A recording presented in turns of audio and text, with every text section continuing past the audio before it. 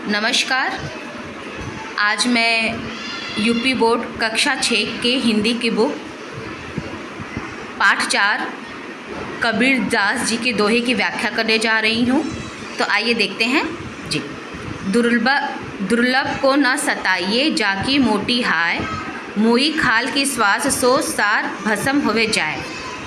कबीर दास जी जो कि बाह्य आडंबरों का विघटन करते हैं, जो भी दिखावा है उसका वो विरोध करते हैं। उसमें उन्होंने पहली जो पंक्ति उसमें बोला है, दुर्बल को न सताइए जाकी मोटी हाय, मुई खाल की श्वास सो सा भस्म होवे जाए।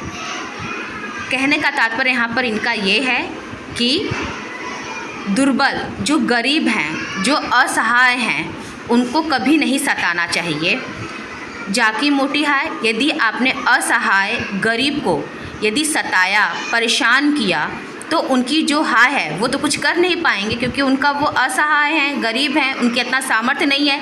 लेकिन उनकी जो हाय होती है, उनकी जो बद्दुआ होती है, वह बहुत ज़्यादा खतरनाक होती है। दुर्बल को न सताइए जाकी मोटी हाय, अर्थात किसी भी गरीब असहाय को नहीं सताना चाहिए, क्योंकि यदि उनकी हाय, उनकी बद्दुआ लग जाती है तो वह बहुत ज़्यादा खतरनाक होती है। मुई खाल की श्वास सो सार भस्म हवे जाए। जिस प्रकार जानवरों के खाल के जलाने से जो लोहा होता है, जो कि लोहा बहुत ही शक्तिशाली होता है, जब जानवरों के खाल से जलाने से जब ये लोहा गल सकता है, लोहा भस्म हो सकता है, तो किसी दुर्लभ को सताने से जो उसकी हाय लगेगी, उससे बड़े से बड़ी इमारत, बड़े से बड़े बलवान भी धाराशाही हो सकते हैं।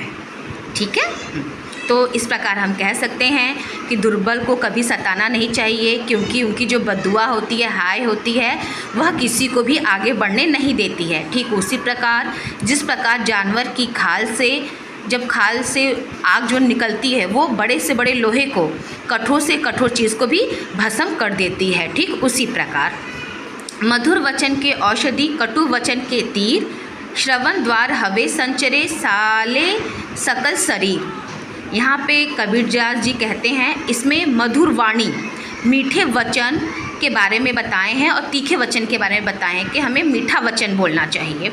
मधुर वचन की औषधि, जो मधुर वचन होता है, जो मीठा वचन होता है, वो दवाई के समान होता है। औषधि मतलब दवाई के समान होता है।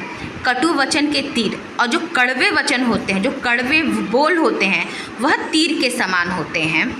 तो जाहिर सी बात है, आप लोग भी ने देखा होगा अपनी लाइफ में कि जब हम लोग कोई भी काम, कोई जब अच्छे से बात करता है तो वो लगता है कि हाँ कितना अच्छा, संतुष्टि भाव उत्पन्न होता है। और कोई जो तीखे वचन बोलता है, कड़वे से बोलता है, तो उसकी तरफ देखने का मन नहीं करता है। तो कबीरदास जी यही कहते हैं कि हमें सदैव मधुर बोलना चाहिए, क्योंकि वह एक दवा का काम करता है। कटु वचन के तीर, हमें कभी भी कड़वा किसी को नहीं बोलना चाहिए, क्योंकि वह तीर के समान लगती है। श्रवण द्वार हवे संचरे साले सकल तीर, क्योंकि जिस प्रकार तीर लगते ही यदि हम कड़वा वचन बोलेंगे तो तीर के समान वह हमारे कानों से होते हुए हमारे शरीर में आंतरित होगी और हमारा शरीर पूरी तरह से बेधित हो जाएगा, दुखी हो जाएगा। इसीलिए हमें हमेशा लोगों से मीठे वचन बोलने चाहिए। बुरा जो देखन मैं चला, बुरा न मिलियो कोय, जो दिल खोजा आपनो मुझसा बुरा न कोय। कबीरदास जी इस पंक्ति में बोलते हैं कि हमें सदैव अच्छा सोचना चाहिए, अच्छा देखना चाहिए। यदि हम अच्छा देखेंगे तो हमें अच्छा ही दिखेगा। यदि हमें बुरा देखें, यदि बुरा हम सोचेंगे, बुरा देखना चाहेंगे, तो हमको बुरा ही मिलेगा। कोई भी इंसान हमेशा पूरी तरह से सही नहीं होता है, कुछ अच्छाइयाँ और कुछ बुराइयाँ होती हैं। अच्छाइयाँ और बुराइयाँ हमारे शरीर के दो सिक्के के पहलू होते हैं। तो इसमें कबीर जी ने यही कहा है कि हमें सदैव अच्छी चीज़ें ही देखनी चाहिए, बुरी चीज़ों को ध्यान नहीं देना चाहिए।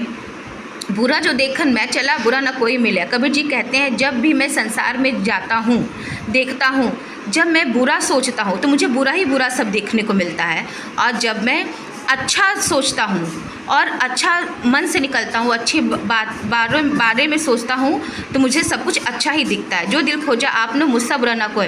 और जब मैं दुनिया में घूमता हूँ, लोगों को देखता हूँ, तब मुझे पता चलता है कि हम जो सोचते हैं वही हमारे साथ होता है। और जब अपने अंदर हम देखते हैं तो हमारे अंदर ही बहुत सारी बुराइयां मिलती हैं। यदि आपको यह पंक्तियों का भावार्थ अच्छा लगा तो उसके लिए लाइक, शेयर और सब्सक्राइब कीजिए।